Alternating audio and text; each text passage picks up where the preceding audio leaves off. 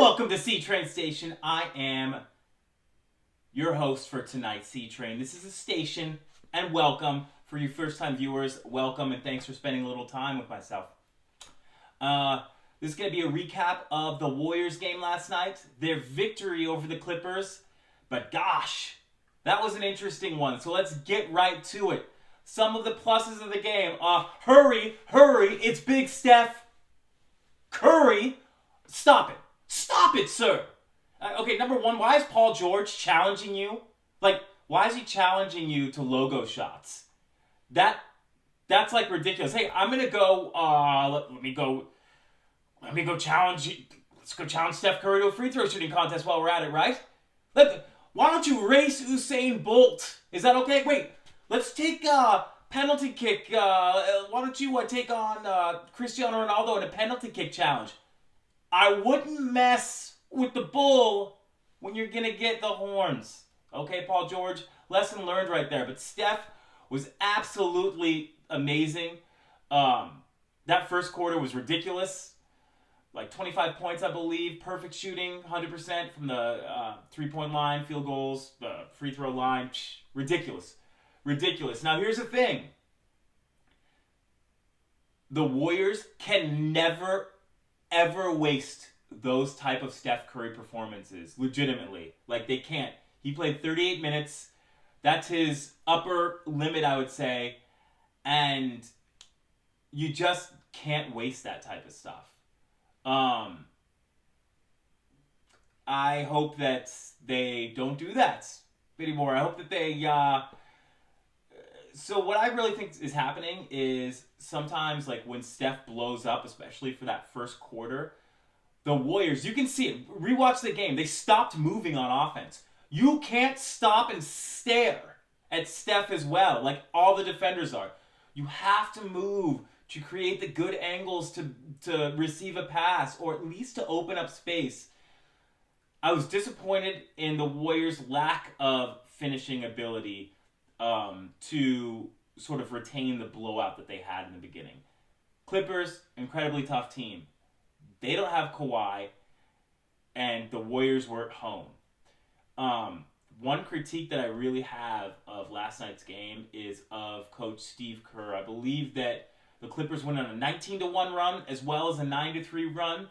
So this is what you can do if you're Steve Kerr. If you're the Warriors coach Steve Kerr, okay? Call a timeout to friggin' mitigate the damage. I get that he's of that Greg Popovich ilk, right? He's not going to stop the game because he wants, a lot of the time, Coach Kerr wants his players to play through it. I disagree in this time. His team isn't good enough. The Warriors still, this year, I get that they're chasing wins, that they're incredibly talented. This is not this isn't like the championship teams of past. You don't have KD, and you don't have the chemistry, honestly, of some of those other teams. And Steve Kerr is going to need to put his stamp, his mark on the game a little bit more through timeouts, through controlling the game. This is a good thing, though. In the second half, in the beginning of the second half, I believe he called a timeout to sort of settle your team. So a basketball coach calls timeouts to settle your team, to get them centered, and to do another thing, to run what's called a play. You see, when the Warriors run an out-of-bounds play that's designed to score, they usually do, because they have an incredibly good coach who's great with X's and O's. I implore you, Coach Steve Kerr, don't just stand there with your hands in your pockets, a la Mark Jackson pockets, and let your team get routed on a 19-1 run. It doesn't necessarily help anyone. It doesn't help this team. It certainly doesn't. Call timeouts. Mitigate the damage. I get that you wanted him to play through it, and in this, but what you're doing is it's gonna be like a crapshoot. You're not. It's like this game was like a 50-50 down until the end, essentially. The odds will be far more in your favor if you take a timeout and talk to your team, get them centered, because they're young. Jordan Poole's young. He needs to be centered. Honestly. That's another guy I was honestly a little bit, you're young Jordan Poole. You're going to have your ups and downs, but when it isn't going for you, do not force it. I think that Draymond Green told him to just slow down. You could tell that he was that Jordan Poole was overthinking it. When he got the ball, he's doing a million things. Dude, it's okay. One thing that Jordan Poole needs to practice is being stronger on the ball with the ball. By that I mean this. One of the strongest people on the ball in the league right now is actually, surprisingly, is Luka Doncic. It's tough to just take the ball away from him. And he is not beating people off athleticism in any way, shape, or form. He is an athletic man. Luka Doncic is. However, he's not that athletic. He walks into the lane. He walks into the lane. Watch him.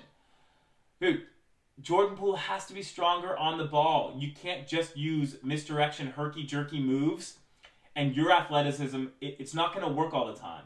You're going to have to be stronger on the ball. Specifically tomorrow, because hounds like Davion Mitchell and Aaron Fox are going to come after you, because now the book is out that if you play physical, you get up in Jordan Poole's grill, he's going to panic and turn the ball over. The Clippers got in his grill last night. Jordan Poole panicked a little bit. He turned the ball over 7 times. No, wait, that can't be 7 times. Let me check that. Oh, yeah, it was 7 times. In my last video, I said the Warriors can't even have double-digit turnovers. Jordan Poole almost had double-digit turnovers. You will not find success you will not find success in professional basketball if you're consistently turning the ball over. You have to value possession. Here's a reference. Iguodala and Belly turned the ball over a combined 2 times. That's a difference. That's a difference.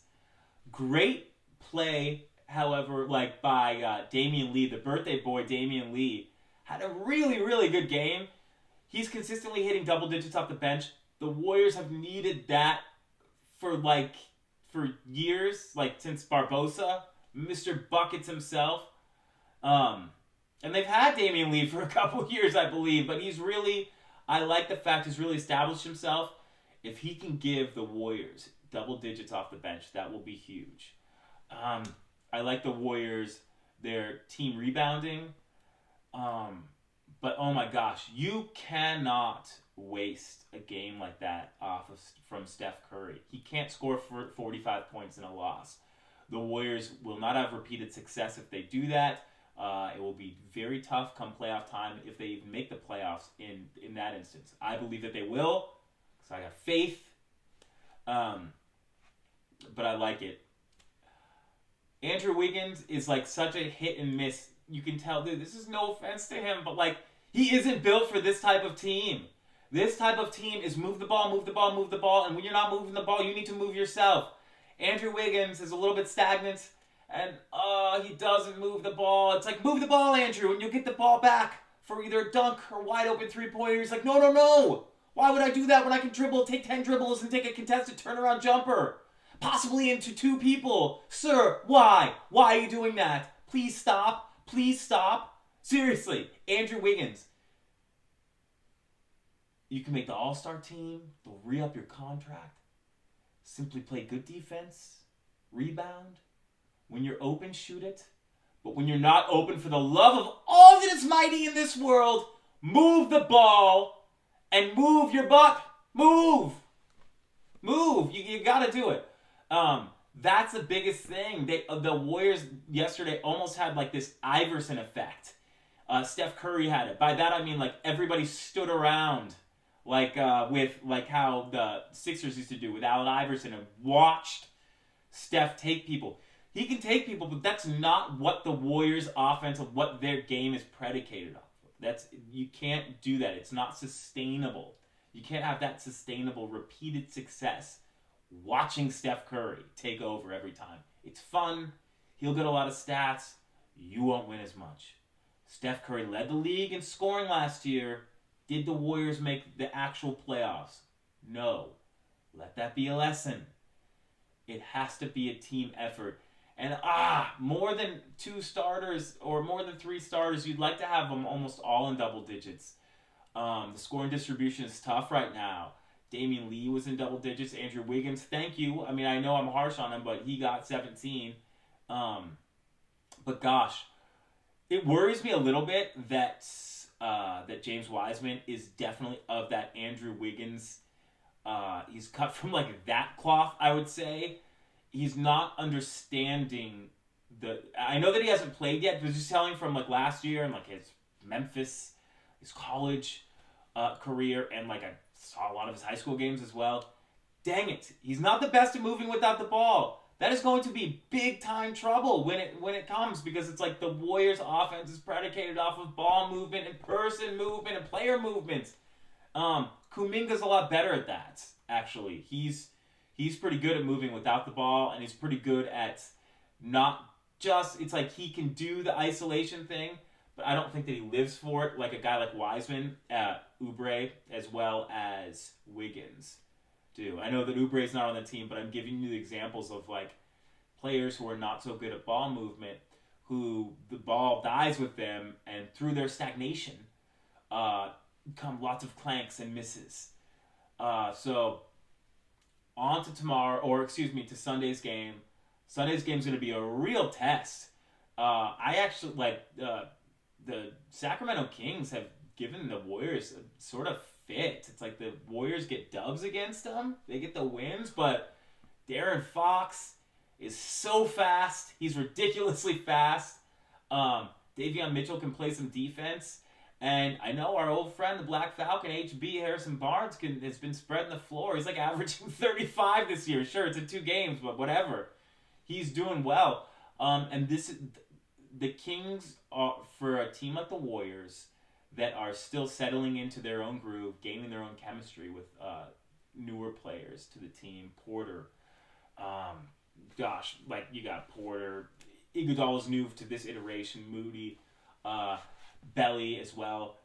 They're really going to have to win.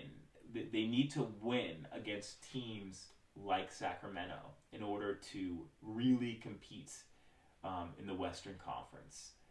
You can't let teams like that, and honestly, like the Clippers, I on Twitter, I was doing like the whole Admiral Akbar, it's a trap! It's a trap! Because that was a trap game right there. You can't let players like Paul George and Reggie Jackson get hot. They will burn you. Steph Curry's a better player than them, but it doesn't matter. Like pro players who start to get hot, can win you games. So, moving forward, when Steph gets hot, the Warriors need to even move more. It will destroy the defense. It will destroy the opposing defenses for sure in the future. So, pretty, like, average team defense. They had good rebounding this last game. Draymond, hit your free throws. C-Train out.